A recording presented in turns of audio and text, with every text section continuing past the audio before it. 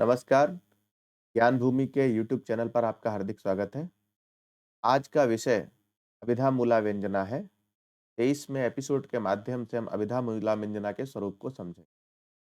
जैसा कि आप सभी जानते हैं कि काव्य प्रकाश में काव्य लक्षण की बात की गई है और काव्य लक्षण के संदर्भ में शब्दार्थ के स्वरूप का प्रतिपादन करते समय आचार्य मम्मट ने शब्द शक्तियों की बात की, जिसमें अभिधा, लक्षणा, व्यंजना का विस्तार से स्वरूप बताया।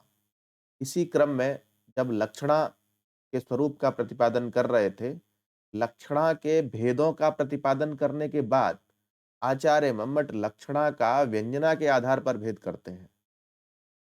लक्षणा में प्रयोजन की प्रतीति व्यंजनावृत्ति से ही होती है।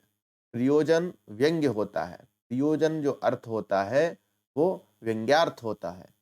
उस व्यंग्यार्थ की प्रतीति के लिए व्यंजनावृत्ति की अनिवार्यता को स्वीकार किया है। विविध युक्तियों से उसका पूर्व पक्ष स्थापित करके उन पूर्व पक्षों का खंडन किया है। इन सब आधारों पर व्यंजना की अनिवार्यता को स्वीकार करते हुए सबसे पहले लक्षणा मूला व्यंजना का स्वरूप प्रतिपादित किया है, जिसमें यस्य प्रतीति माधातुम लक्षणा समुपास्यते फले शब्दैक गम्येत्र व्यंजनान नापरा क्रिया। इस कारिका के माध्यम से लक्षणा मूला व्यंजना के स्वरूप को बताया और उसके बाद व्यंजना न मानने पर किस प्रकार से समस्या उत्पन्न होगी, इन सभी स्थलों को समझाया। इसके बाद आचार्य मम्मट अभिधा मूला व्यंजना के स्वरूप का प्रतिपादन करते हैं। काव्य प्रकाश में अभिधा मूला व्यंजना का मतलब अभिधा है मूल में जिसके, अर्थात जो अभिधेयार्थ से प्रेरित होकर दूसरा अर्थ व्यंजित होगा, उसी का नाम है अभिधा मूला व्यंजना। उस अर्थ को व्यंजित कराने वाली वृत्ति का नाम अभिधा मूला व्यंजना निर्धारित किया गया है। चलिए बिना किसी व्यवधान के सीधे विषय की ओर प्रवृत्त होते हैं। अभिधा मूलं त्वाह, आचार्य मम्मट कह रहे हैं अभिधा मूलम त्वाह। अभिधा मूला लक्षणा को बता रहे हैं। सूत्र संख्या 32 के माध्यम से लिखते हैं, अनेकार्थस्य शब्दस्य वाचकत्वे नियंत्रिते संयोगाद्यै अवाच्यार्थ हीकृत व्यापृतिरंजनम। अनेकार्थस्य शब्दस्य वाचकत्वे नियंत्रिते सति संयोगाद्यै, अर्थात संयोगादि के माध्यम से अनेकार्थक शब्दों का वाचकत्व नियंत्रित हो जाने पर अवाच्यार्थ धी कृत, अवाच्यार्थ धी जो है, जो वाच्यार्थ से भिन्न है, अर्थात जो व्यंग्यार्थ विषयक बुद्धि बनती है, उस बुद्धि को बनाने के लिए, अर्थात उस अर्थ को देने वाला, जैसे सुरभिम मांसम भक्षय, सुरभि पद दिया। सुरभि पद नानार्थक है। नानार्थक अर्थात एक से अधिक अर्थ है। सुरभि का मतलब सुगंधित भी होता है और सुरभि का अर्थ गाय भी होता है। तो या जब वक्ता ने इस वाक्य का प्रयोग किया कि सुरभिम मांसम भक्षय, सुरभि का मांस खाना चाहिए, तो यहाँ पर किस प्रकार का मांस अभिप्रेत है? यदि गाय का मांस यहाँ पर लिया जाए तो भारतीय सनातन परंपरा के विरुद्ध हो जाएगा और अर्थ का अनर्थ होने लगेगा। लेकिन जब हम संयोग आदि के माध्यम से एक अर्थ को अभिधा में नियंत्रित कर देंगे, उसके बाद जो दूसरा अर्थ आएगा, इस दूसरे अर्थ के लिए इस कारिका में अवाच्यार्थधीकृत कहा गया है, जो अवाच्यार्थ बुद्धि को बनाता है, वाच्यर्थ से भिन्न बुद्धि का निर्माण करता है। उस बुद्धि के निर्माण करने में जो व्यापृति ही होता है, व्यापृति ही व्यापारः। तो कह व्यापारः भवति, अंजनम व्यापारः, वहां पर व्यंजना व्यापार होता है। एक बार फिर से इसको अर्थ को समझते हैं। अनेकार्थक शब्दों के वाचकत्व में नियंत्रित हो जाने पर किसके माध्यम से? संयोगाद्य ही, तृतीया है यहाँ पर, संयोगादि के द्वारा अनेकार्थक शब्दों के वाचकत्व में नियंत्रित हो जाने पर जो अवाच्यार्थधी है, अनेकार्थक है तो एक अर्थ अभिधा के द्वारा या संयोग आदि के द्वारा अभिधा में नियंत्रित हो गया, तो दूसरे अर्थ का ज्ञान किस माध्यम से होगा? तो जो अवाच्यार्थ धी है वही है दूसरा अर्थ। वह दूसरा अर्थ व्यापृति ही अंजनम, उस दूसरे अर्थ को देने के लिए अंजन व्यापार होगा। अंजनम एवं व्यंजनम, व्यंजन व्यापारम एवं व्यंजनावृत्ति ही, व्यंजन व्यापार ही व्यंजनावृत्ति होता है। अब ये संयोग आदि क्या है? तो संयोग आदि का निर्देश आचार्य मम्मट इस प्रकार करते हैं।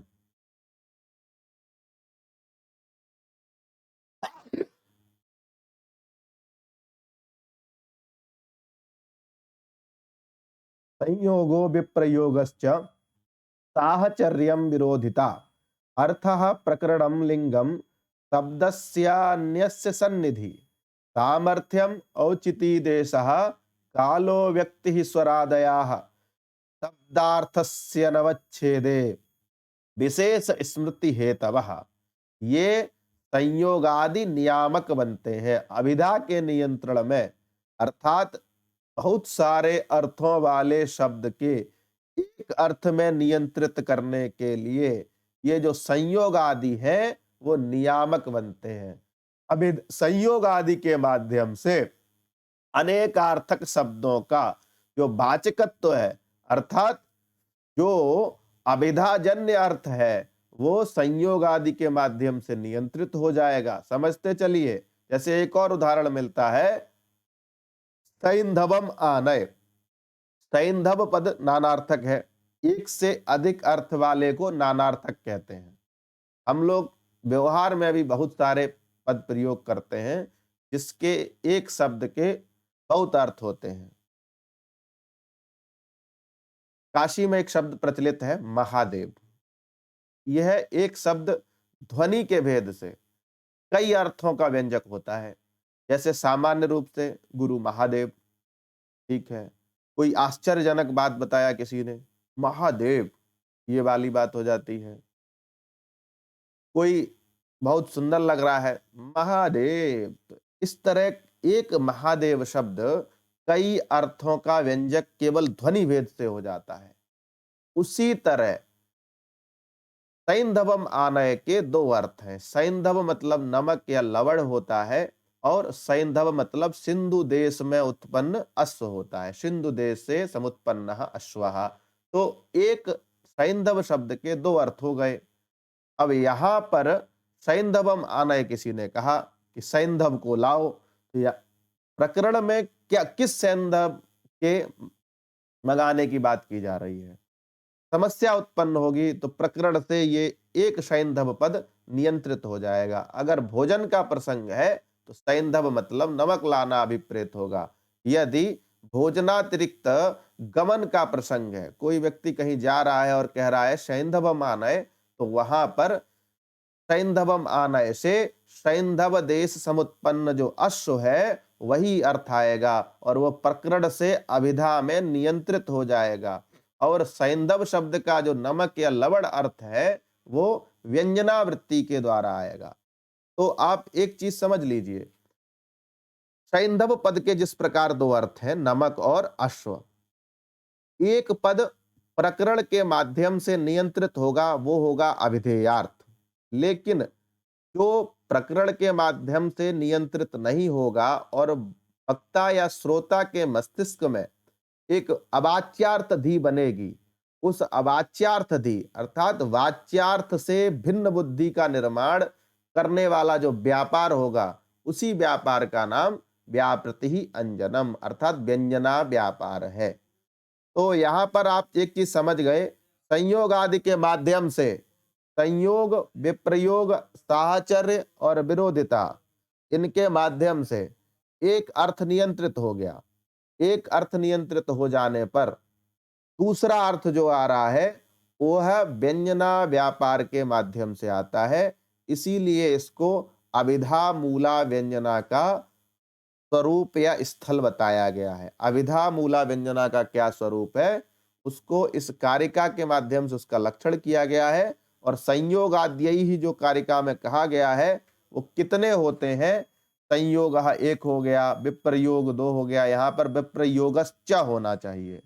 साहचर्य तीन, विरोधिता चार, अर्थः पांच, प्रकरण छह, लिंग सात, शब्दस्य अन्यस्य शब्दस्य सन्निधि दूसरे शब्द की निकटता आठ, सामर्थ्य नौ, औचिति दस, देश ग्यारह, काल बारह, व्यक्ति तेरह, और स्वर आदि के बाद 14, 15, 16 जितने भी स्वरादय आदि ग्रहणात वाला भी अर्थ बताया जाएगा। संयोग, संयोग का सामान्य अर्थ क्या लिया जाता है, एक दूसरे का संयोग, संयोग हो गया। दूसरा विप्रयोग, विप्रयोग अर्थात वियोग।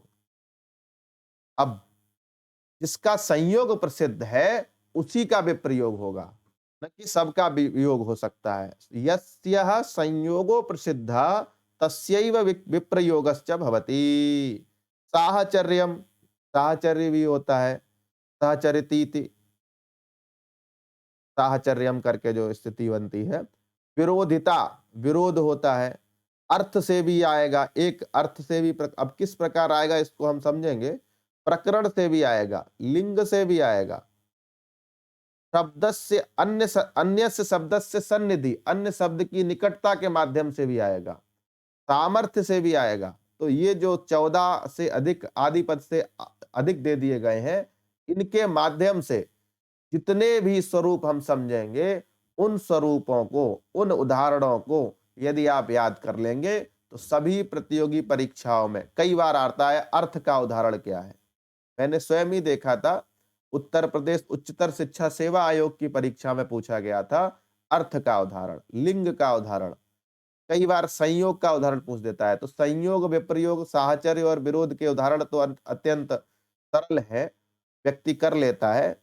व्यक्ति का ही पूछ देगा, काल का पूछ देगा, तो जब काल आदि का उदाहरण पूछा जाएगा तो वहां पर स्खलन अवश्यम भावी है, क्योंकि बार बार जब आप अभ्यास नहीं करेंगे और इन स्थलों के स्वरूप को नहीं समझेंगे, तब तक आप इन प्रश्नों के जो उत्तर हैं वो समुचित उत्तर नहीं दे सकते।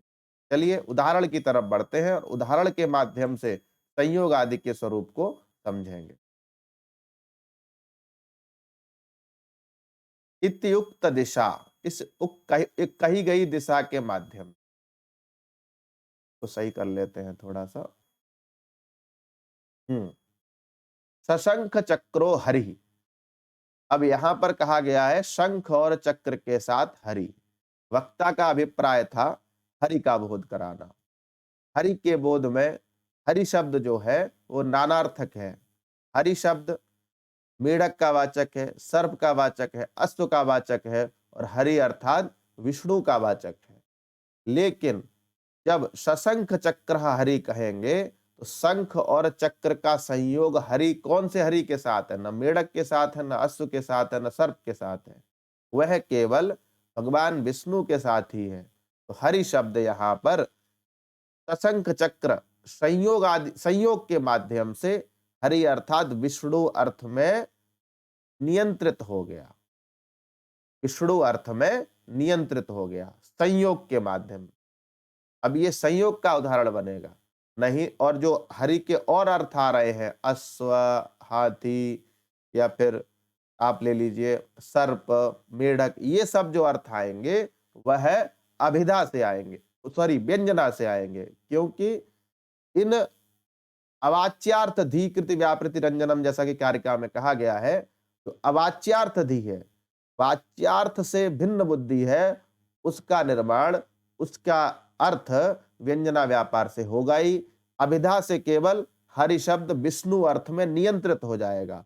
अन्य जो अर्थ आएंगे वह किससे आएंगे, व्यंजनावृत्ति से आएंगे। तो संयोग का ये उदाहरण है। इसी तरह बहुत ज्यादा विस्तार के साथ नहीं समझना है, इसमें कोई बहुत कठिन चीज नहीं है, केवल और केवल उदाहरण और लक्षण के स्वरूप को समझ लेना है। संयोग का उदाहरण क्या है, तो सशंख चक्रो हरि, शंख चक्र के साथ हरि। संयोगो विप्रयोगश्च, विप्रयोग का क्या उदाहरण है? तो असंख चक्रो हरि, अर्थात शंख चक्र से रहित हरि। जिसका संयोग प्रसिद्ध है उसी का वियोग होता है। अर्थात जब हम असंख चक्र हरि कहेंगे तब भी शंख चक्र के अभाव में हरि का बोध विष्णु से ही, हरि पद जो है वो विष्णु का ही बोध कराएगा। इति अच्युते, यहाँ अच्युत मतलब भगवान विष्णु। शंख चक्र के साथ में हरि और शंख चक्र के अभाव में हरि। तो संयोग और विप्रयोग के क्रम से ये दोनों उदाहरण हैं। एक संयोग का उदाहरण ये हो जाएगा आपका, और विप्रयोग का उदाहरण ये हो जाएगा। संयोग, विप्रयोग और साहचर्य। तीसरा है साहचर्य। साहचर्य के माध्यम से किस प्रकार अभिधा नियंत्रित होती है, ये इस उदाहरण के माध्यम से समझाया गया है। राम लक्ष्मणौ इति दासरथौ।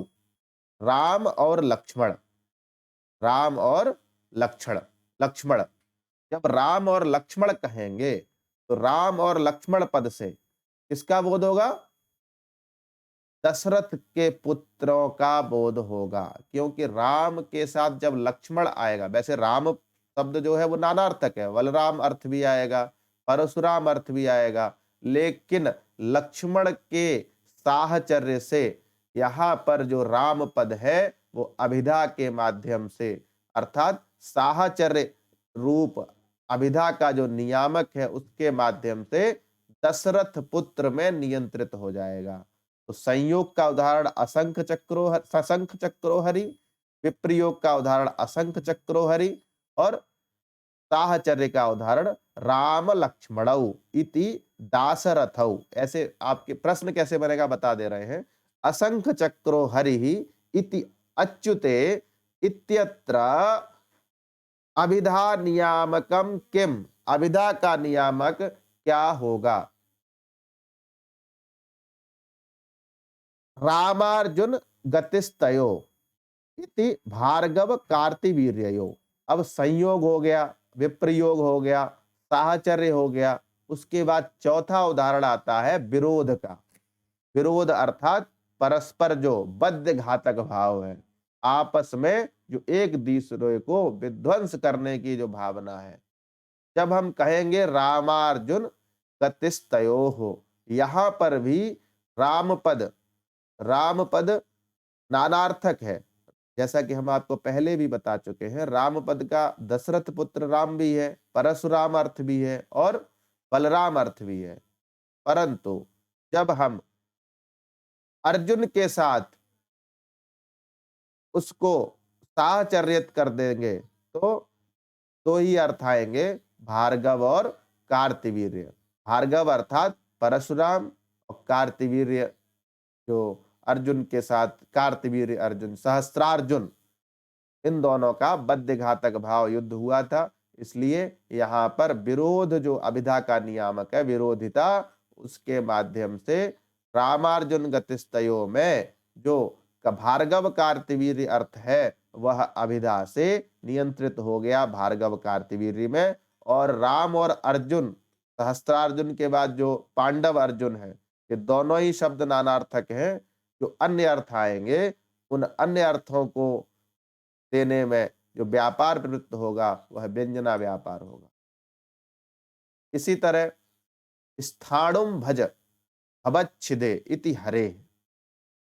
भव अर्थात संसार, संसार से मुक्ति पाने के लिए स्थाणु की स्तुति करो।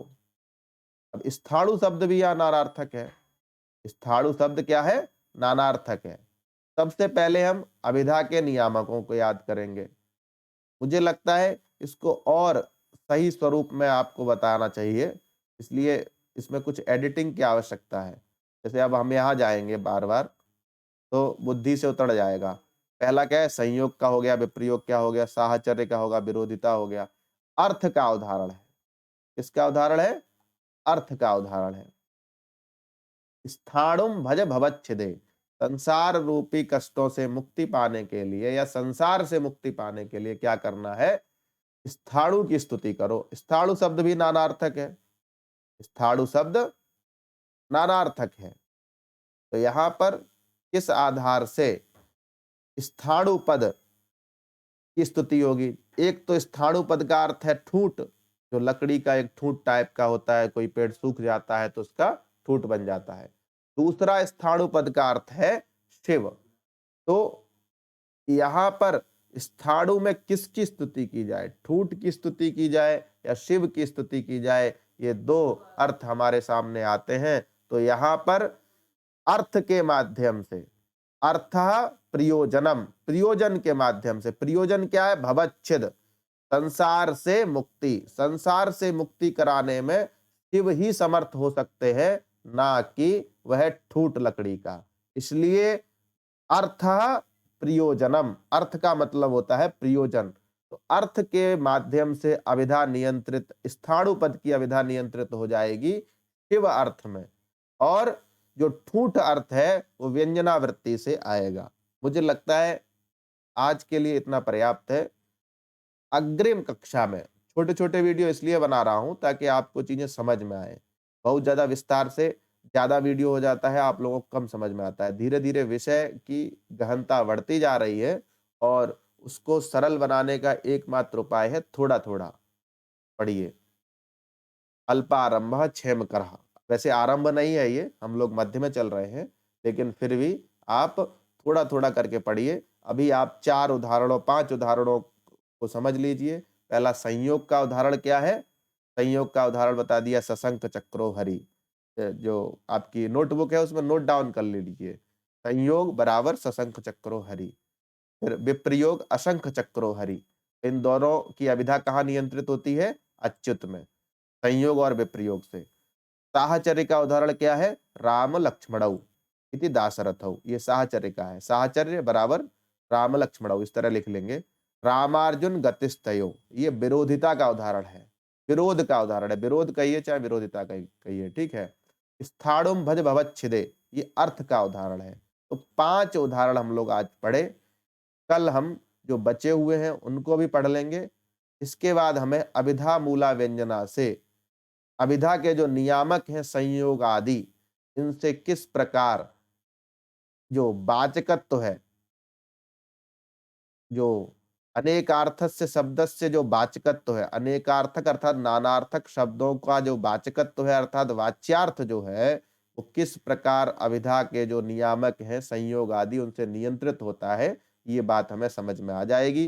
5 उदाहरणों को आप अच्छे से समझ लीजिए। इनके बाद जो बचे हुए हैं उनको भी समझ लिया जाएगा। तब तक के लिए नमस्कार, धन्यवाद।